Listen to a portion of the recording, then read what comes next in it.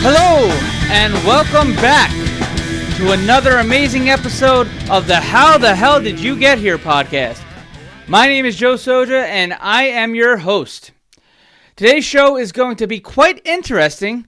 As I said in the previous episode, my wife is going to be our next guest.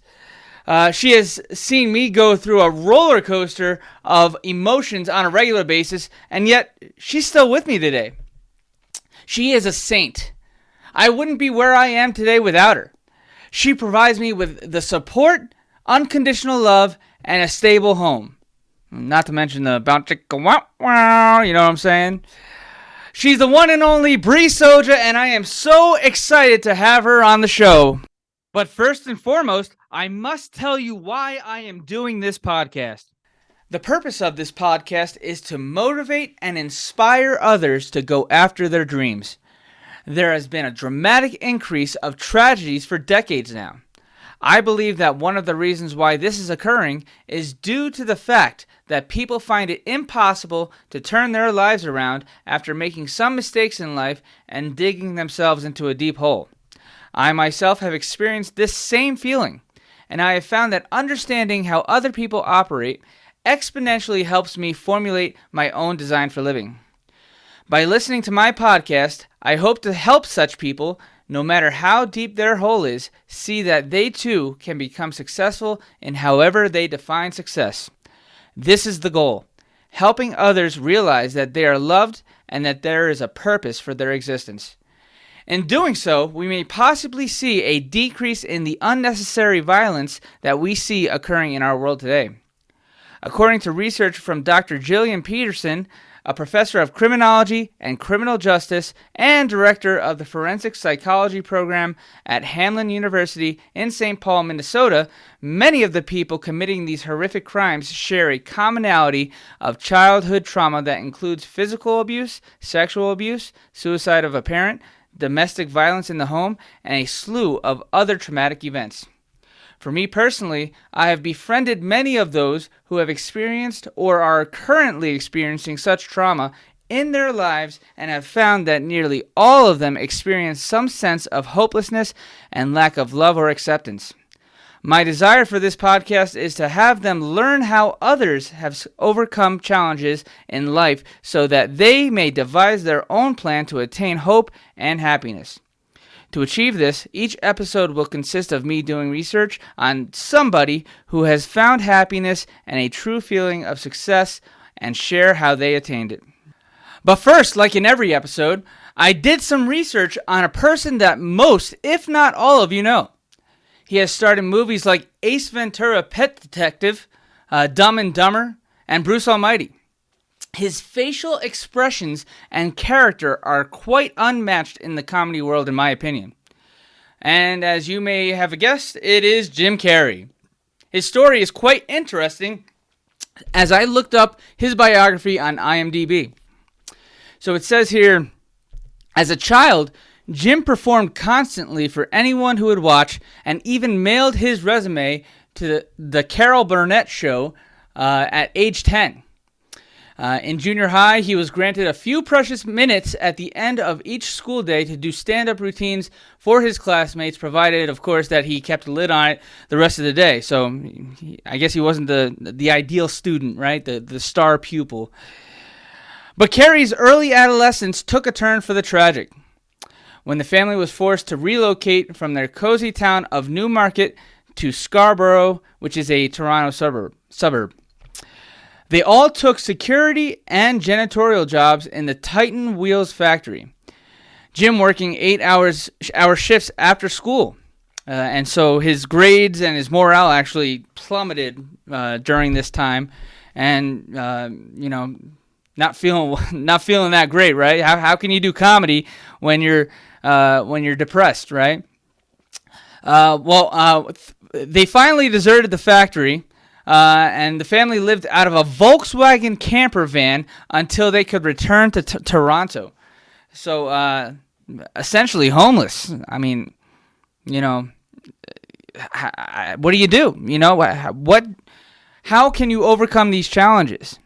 Well, it says here, Carey made his stand-up debut in Toronto, so he kept trying after his parents and siblings got back on their feet.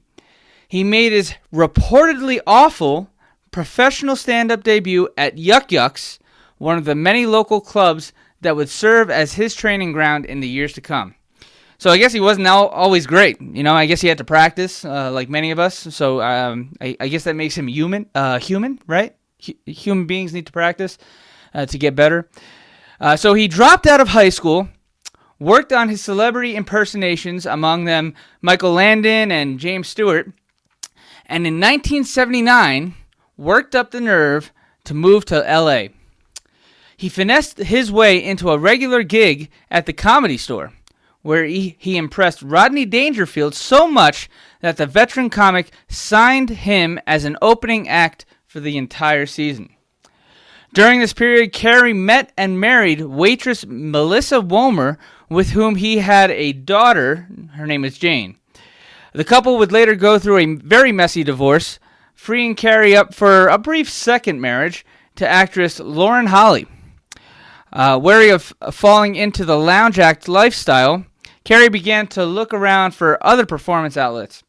He landed a part as a novice cartoonist in the short-lived sitcom The Duck Factory, which took place in 1984. While the show fell flat, the experience gave Carey the confidence to pursue acting more vigorously. And as you can see, you know, he's a famous actor. I mean, I think he's retired now because he was tired of Hollywood.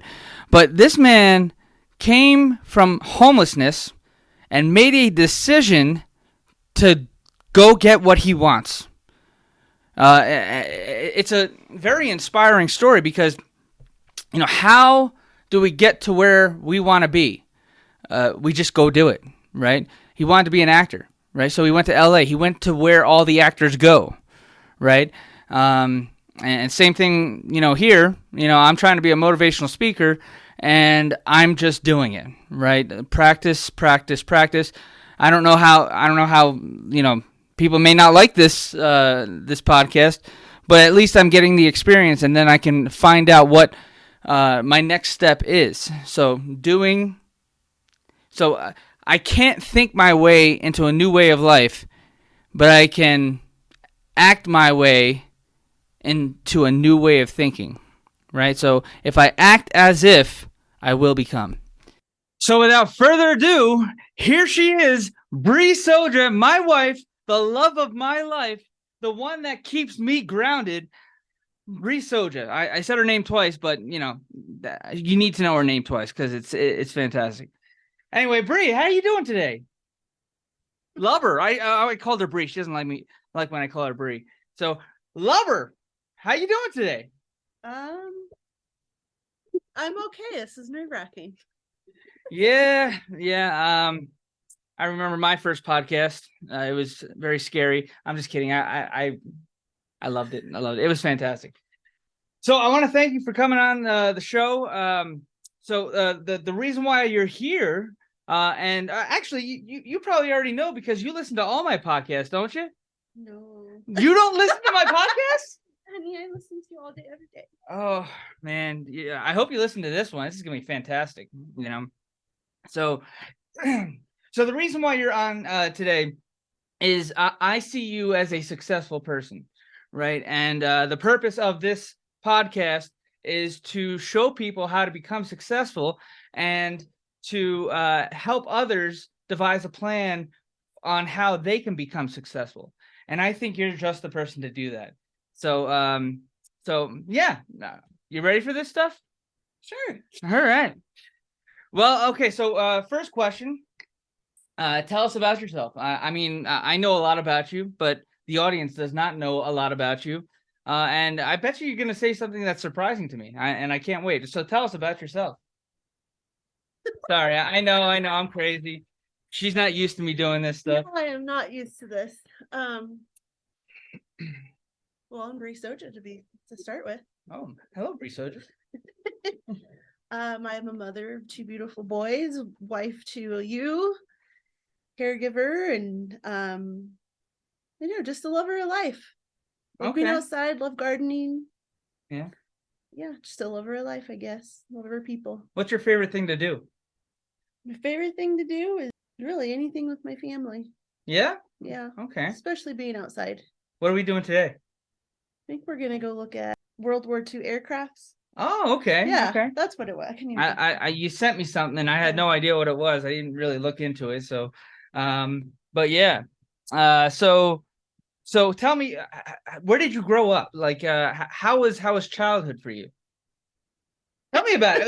Tell the audience. I know it's. I know. My mother is gonna be listening. Oh, so she might. Okay, so yeah, let's tone it down a little bit, right? No.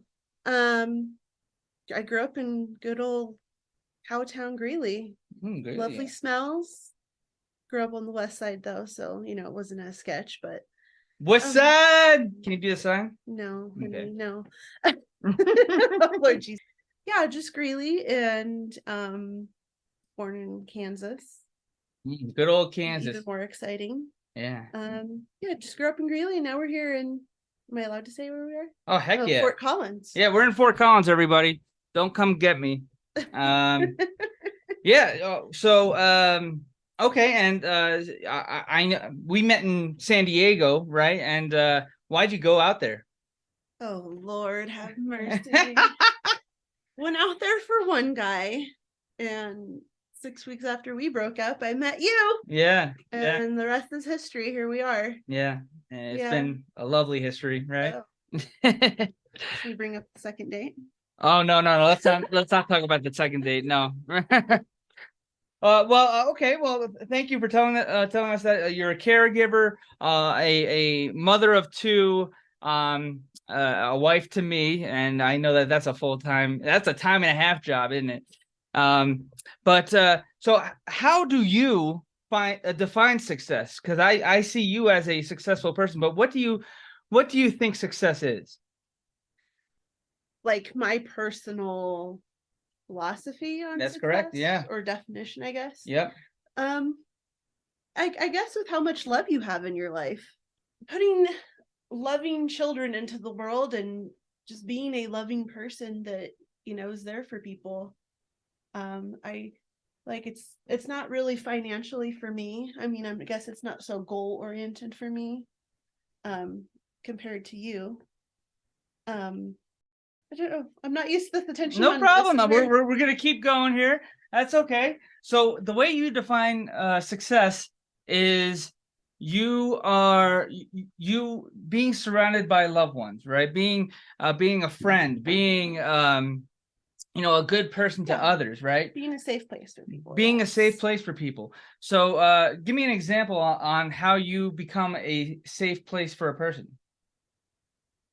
I don't know. I guess we're just loving to people. We just love people. Like providing them meals. Yeah, just just inviting them over. Yeah, just being there for them through thick and thin, and I don't know. We're a lot of chosen people's family. Our house is kind of the. Yeah, I'm not used to that. I'm used to people staying away from my home. To be honest with you, So, do you consider yourself successful? By my own philosophy, I would guess so. Yeah. I wouldn't say I have a lot of friends, but I have, the people that are in my life. I've had them in my life for a long time, some since childhood. So in love, yes, I'm successful in my life. Met the love of my life, raising two kids with you, whoever you are. Right, whoever I am.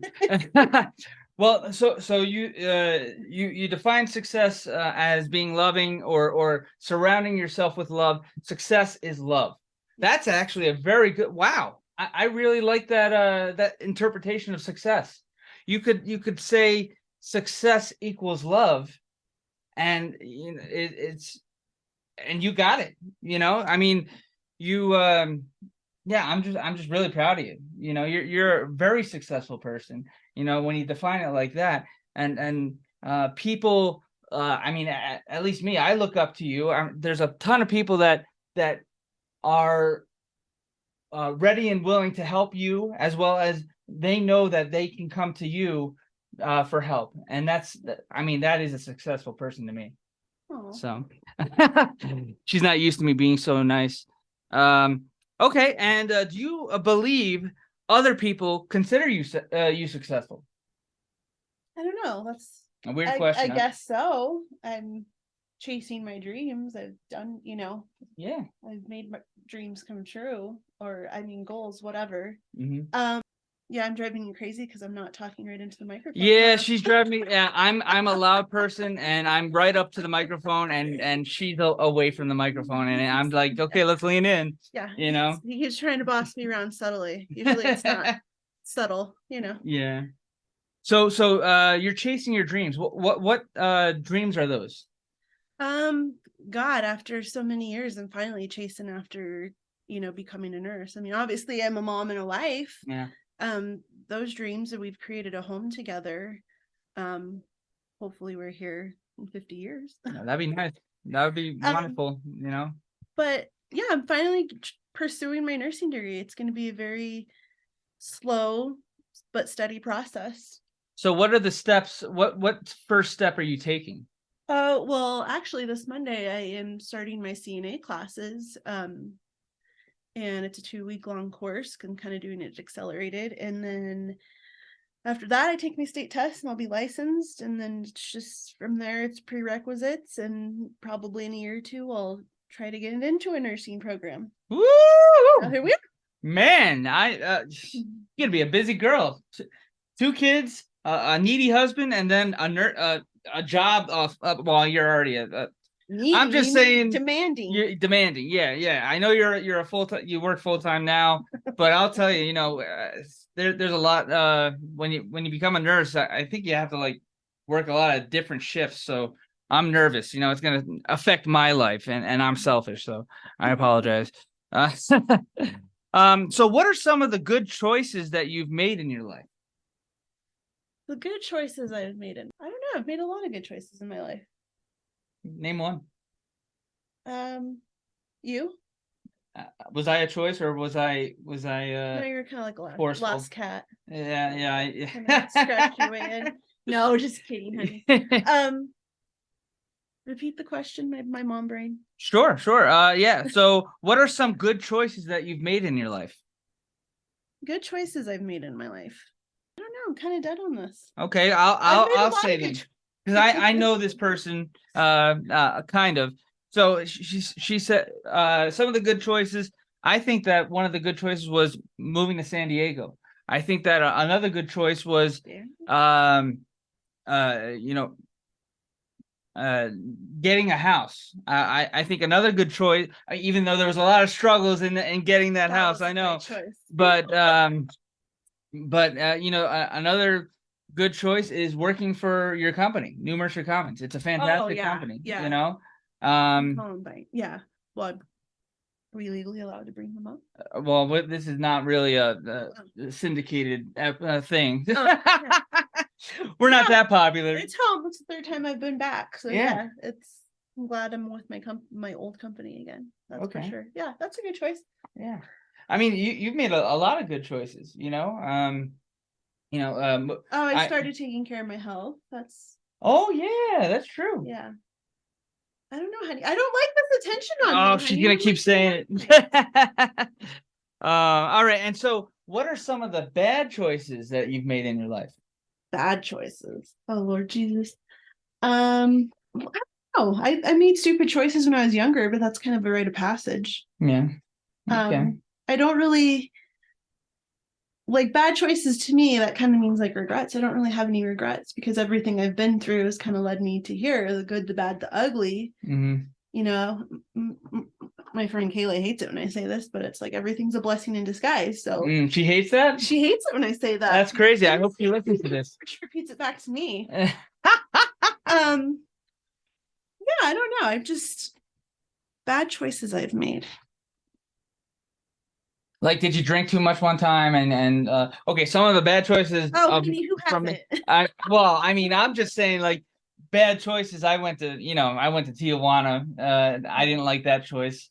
I mean, again, like you said, it's brought us to where we are today, right? Our experiences, our good choices, our bad choices, every choice we've made has led us here. And so I guess what you're saying is I don't think there are no bad choices, or would you say that there were bad choices?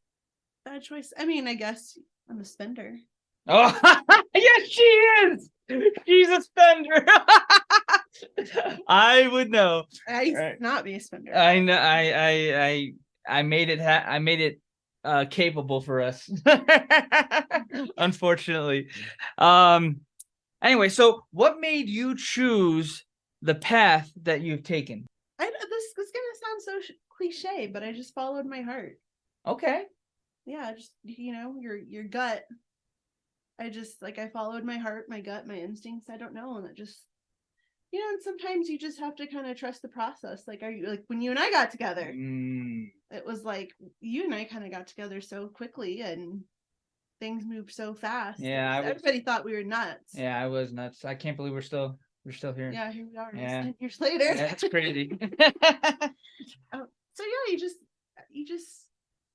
I don't know, you just trust your heart. I don't like really talking about religion and stuff, but I'm very private when it comes to that. So just when you pray, it's like your gut feelings. That's kind of like the Holy Spirit in you. But I love how you said trust the process. I've heard this said in many places. And the process is doing one thing, doing what's in front of you, right? And making a decision on things that come up, right? And trying to make the good decision, whatever decision you make, trying to make those decisions, that will benefit you in the long run. And I think you've done it.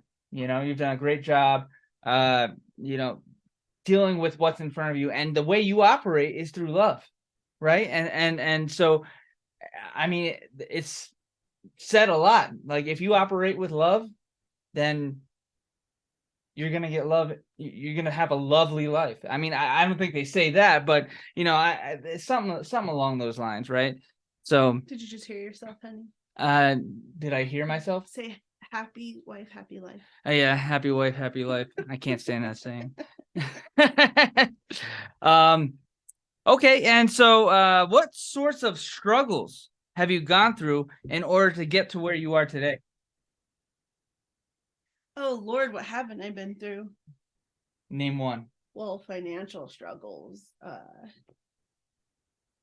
very proud of my mom, but growing up with a single mom was, that's hard. Mm-hmm. I mean, depression, health things, having kids because they stress the shit out of you. Oh yeah. Oh, yeah. I'm not allowed to cuss, am I? Oh, we can fucking cuss however the fuck we want. We can fucking cuss. We can fuck right now too, if you want to. Never mind. No, sorry. You're gonna totally edit that. I don't think I'm gonna edit that. I just like the F word. What made me choose the path? Are we still on that question? No, we're on what sorts of struggles have you gone through? So struggles. You said that you've suffered from depression, anxiety. Oh no, she was diagnosed with OCD. Woo, oh, man. A lot of people say that they have OCD, but they haven't really been diagnosed. But you were actually diagnosed, and I 100% agree with that diagnosis. I mean, what time were you up till last night? You're up till 1:30 trying to reorganize things when I thought they were already organized, so, but it's not organized enough, so, yeah, I mean, going through that, so you overcame that depression, right? Or maybe you're still struggling with it, but you made a choice to take steps in the right direction to overcome those struggles. Yeah, well, also, I think, the millennial thing, I'm in therapy. Yeah. Yeah. Well, I've realized a lot of fear has held me back. So that's something that I've recently had to kind of conquer. That's what's held me back a lot in my life. Yeah. Is just fear of failure and struggling, and fear is powerful. Yeah. And I remember taking my first leap of faith with when I got my current job, right?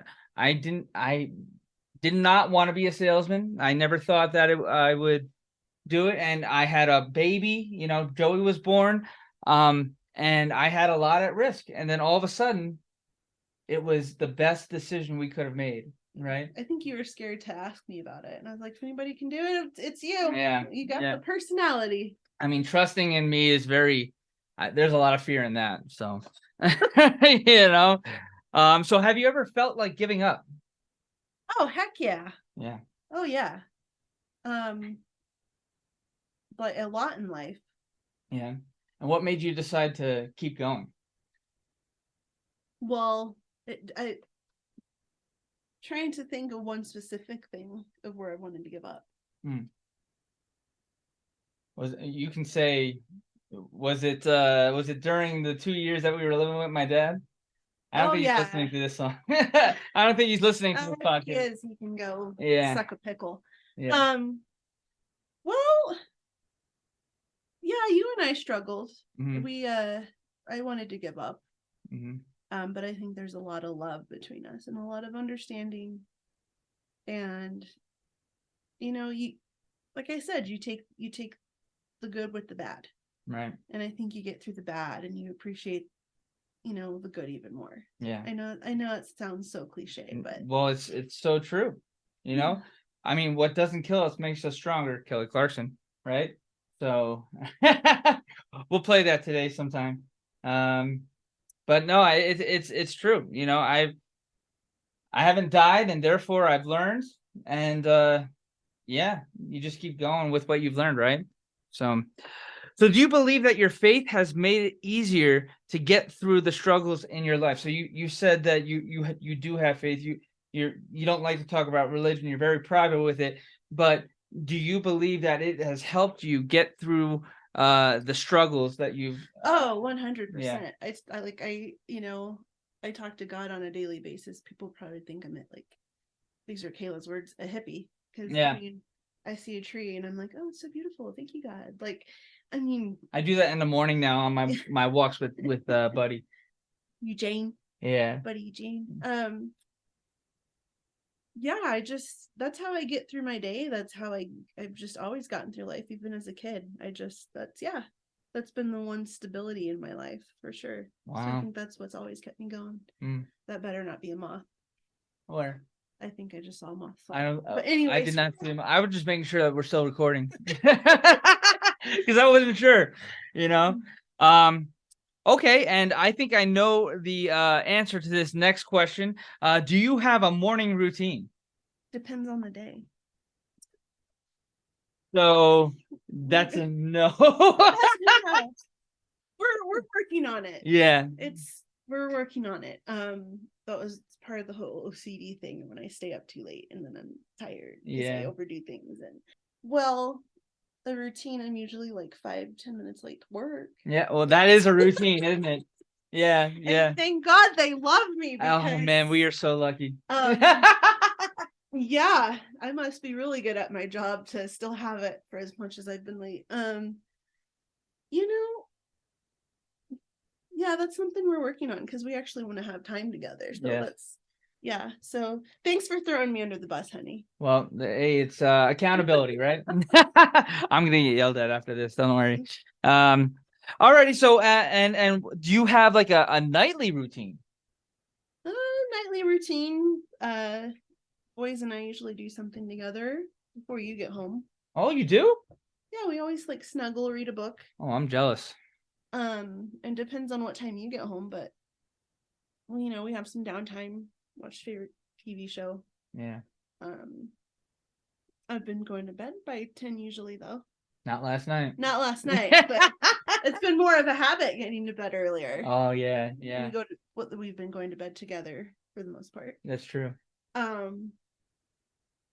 Yeah, I don't have a routine where I journal. I'm not as religious with routines as you are. Yeah, I'm a big routine guy. Ironically. Yeah.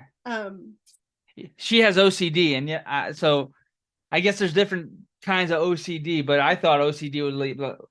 Gotta do this, gotta do that.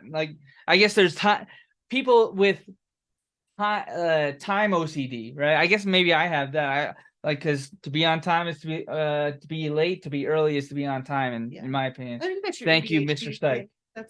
That's how you get things done. You trained your brain. Yeah, that's because of my ADHD, right? You have to have vision. Okay, well, so kind of a more nightly routine, but I have one last question for you, and first off, I love you, and you're fantastic, and I knew this was going to be amazing, and I've had so much fun doing this, and here is our last question. Hold on, honey. This is probably the most boring podcast any of your listeners, if they're listening. I don't think so. I think they're having a great time. I think they're just having the greatest time in the world. Great time if you let me tell them some stories. Anyway, maybe next time. So what advice can you give to our audience to inspire them to power through their struggles and keep fighting for what they want? Fighting for what they want. Well, it's kind of like trust the process. You're definitely going to fail. You're going to stumble. But in the end, like all the adversity, all the bullshit, everything, it's worth it to get to where you want to be, or to what you want, I guess. But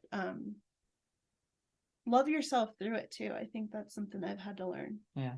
Grant yourself some grace, because we're all human. Sometimes we're our own worst enemies, and just trust the process. Whatever you